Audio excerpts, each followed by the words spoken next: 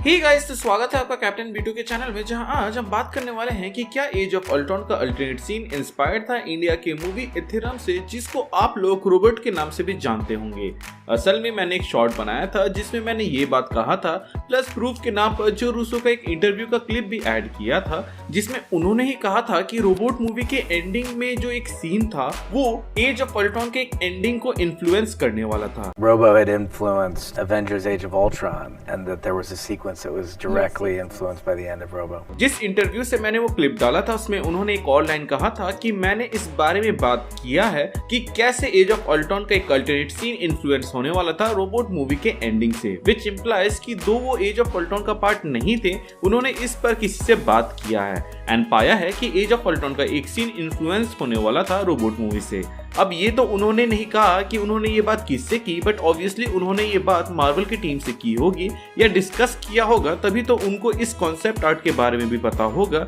जिसमें हम Ultron bots को एक मेगा अल्ट्रॉन में बनते हुए देखते हैं, जो कि काफी सिमिलर था रोबोट मूवी के एंडिंग से। अब देखो भाई, अगर कोई शॉट मूवी में हो एंड उसको देखकर कहा जाए कि इंस्पायर्ड या इन्फ्लुएंस है तो समझ में आता है, बट जिस सीक्वेंस की बात यहाँ पे जो रूसो कर रहे हैं वो कभी बड़े पर्दे में आया ही नहीं, उसके सिर्फ कॉन्सेप्ट आर्ट्स बने थे जिसको आप स्क्रीन में देख सकते हैं, विच इम्प्लाइज कि इससे रिलेटेड मार्वल वालों ने इनसे बात किया होगा ताकि वो लोग एवेंजर्स 4 में या एवेंजर्स 3 में इसको किसी तरह डाल सके या यूज कर सके उसके लिए। मार्वल के 4 बेस्ट मूवी को डायरेक्ट करने वाले बंदे की बात को आप अगर हल्के में लेना चाहते हैं तो ये आपकी मर्जी है, मैं तो उसको सीरियसली लेता हूँ, वरना ये कॉपी वर्ड चिपका कर इससे काफी ज्यादा व्यूज में छाप सकता था। मेगा अल्ट्रॉन का कॉन्सेप्ट को साइड करने के पीछे भी कारण रहा होगा, जो कि ऑब्वियसली टाइम लिमिट और इसके पीछे लगने वाली मेहनत होगी, क्योंकि एमसीयू के सबसे ज्यादा वीएफएक्स शॉट्स का रिकॉर्ड होल्ड करने वाली मूवी और कोई नहीं बल्कि एज ऑफ अल्ट्रॉन है, तो हो सकता है कि इस सीन को हटाने के पीछे का कारण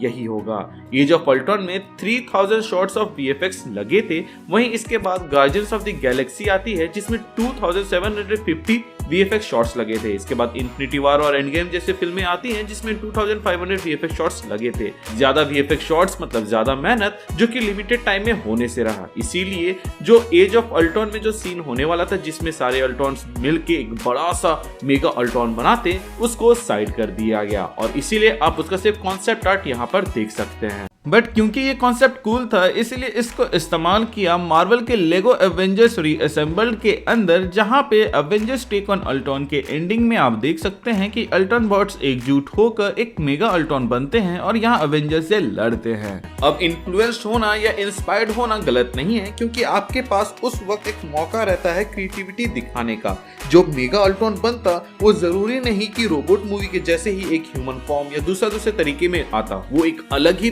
तरह से डील करता, क्योंकि उसके सामने कोई नॉर्मल ह्यूमन गन लेके नहीं थे, बल्कि हल्क, आयरन मैन, थॉर और सुपर सोल्जर्स मौजूद थे। इसके अलावा वहां पे वांडा भी थी जो कि उसको अच्छा खासा टक्कर दे सकती थी, तो यहाँ पर काफी अच्छा लगता है देखने में। कुछ लोग बोल सकते हैं कि मैं एज ऑफ अल्ट्रॉन को रोबोट मूवी से इन्फ्लुएंस कह रहा था, बट ऐसा नहीं है। मैं सिर्फ एक अल्टरनेट सीन की बात कर रहा था जो कि बड़े पर्दे तक पहुंचा भी नहीं। मैंने उस रील में कुछ गलत नहीं कहा, बट हाँ, वहां पे जो टेक्स्ट लिखा हो गया है वो थोड़ा सा गलत था, जिससे लोगों को एक गलत इंटरप्रिटेशन मिल सकता है। लेकिन उस वीडियो के अंदर मैंने वर्ड्स में साफ साफ कहा है कि उसका एक अल्टरनेट सीन जिसको बड़े पर्दे में दिखाया भी नहीं गया, वो इंस्पायर्ड होने वाला था या फिर कहीं इन्फ्लुएंस्ड होने वाला था रोबोट से, जिसको ऑफिशियली जो रूसो ने कंफर्म किया था। अब दुनिया में सिर्फ मार्वल वाले तो मूवीज बनाते नहीं बल्कि और भी बनाते हैं, तो सिमिलरिटी होना जायज है और ऐसे कई सारे सीन हमें मिल जाएंगे मार्वल मूवीज के अंदर, जो कि आपको दूसरे मूवीज के अंदर भी देखने को मिल जाएगा। इसी तरह का एक सीन आपको बाजीराव मस्तानी में भी देखने को मिलेगा,